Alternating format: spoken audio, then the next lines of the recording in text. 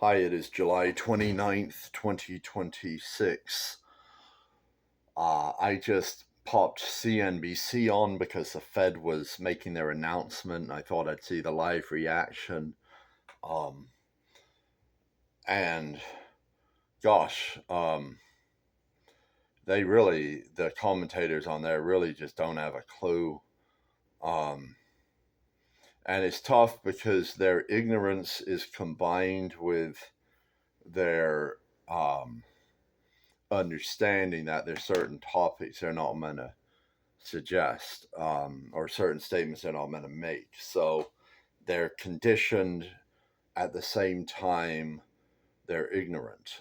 So you're getting a lot of really confused conversation.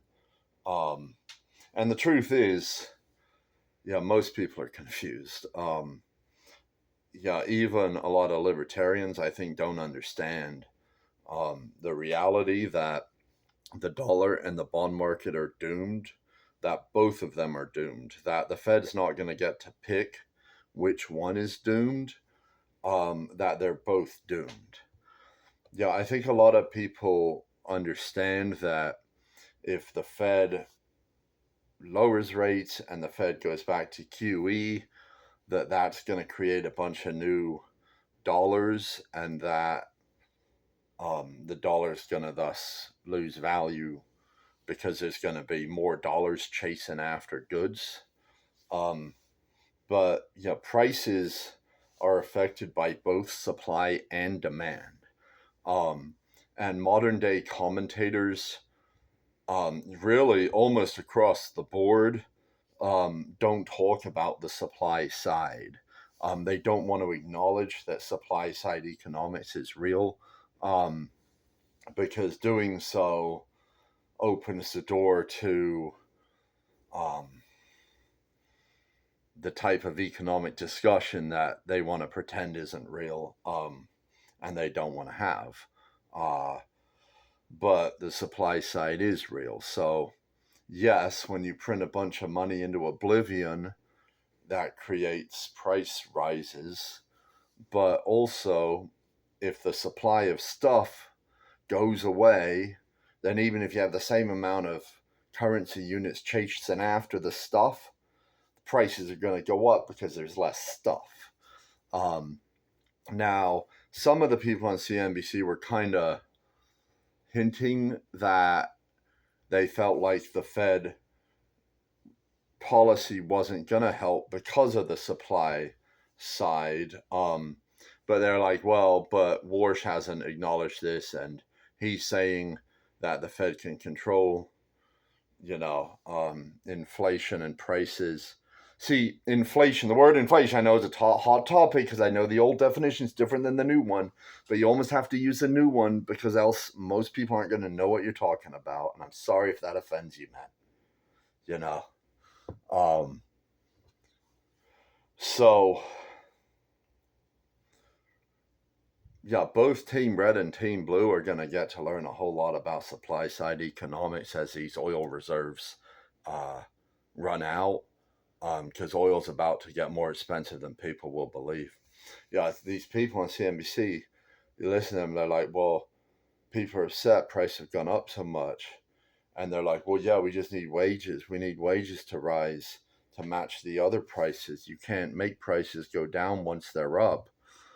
Because, of course, part of their religion is that deflation, in other words, prices going down, is the worst thing imaginable.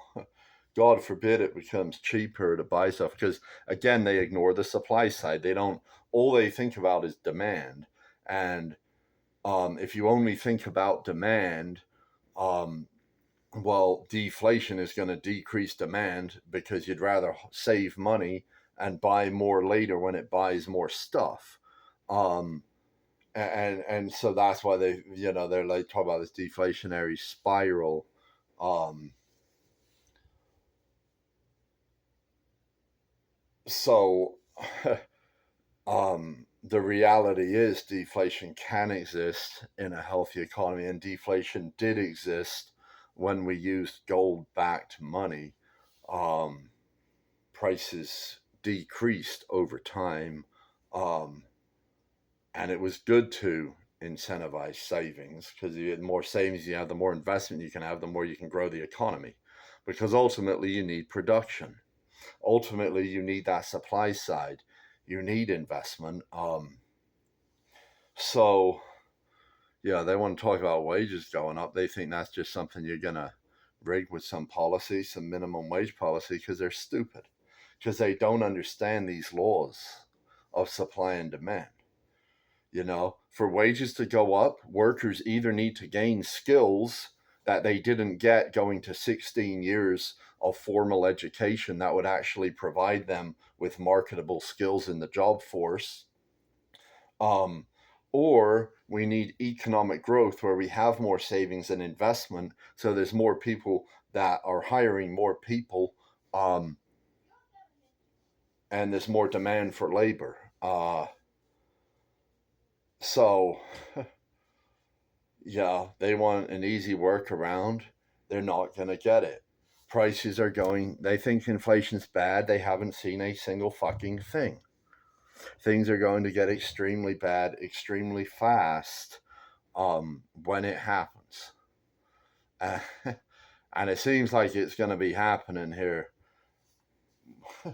within the next couple of weeks, within the next few weeks, based on what oil inventories are doing. Yeah, eventually you need supply, even if that's inconvenient, even if that's politically inconvenient, even if that's inconvenient to your ego that has argued for your entire life that supply side doesn't matter.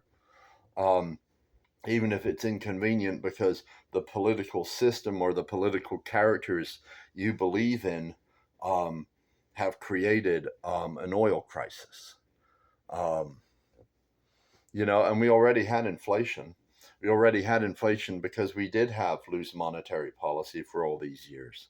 So all the money they created is still floating around.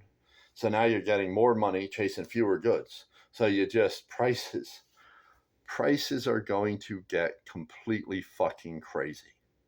And when inflation's 100%, it doesn't matter if the bond market's paying you 50%, because you're losing 50% in real rates. This is what is going to happen. And at 50%, the Treasury doesn't have the money to pay the bonds anyway, unless they're just going to print more money to keep them solvent and make inflation even worse. Yeah, we are going to enter a very fast hyperinflation, in my opinion. In my opinion, the dollar is going to collapse a lot faster than maybe any other currency has once it really gets going. Because the supply side and the demand side is all fucked up. And people want to survive. Maybe they ought to read my book about what people should do when this exact crisis hits.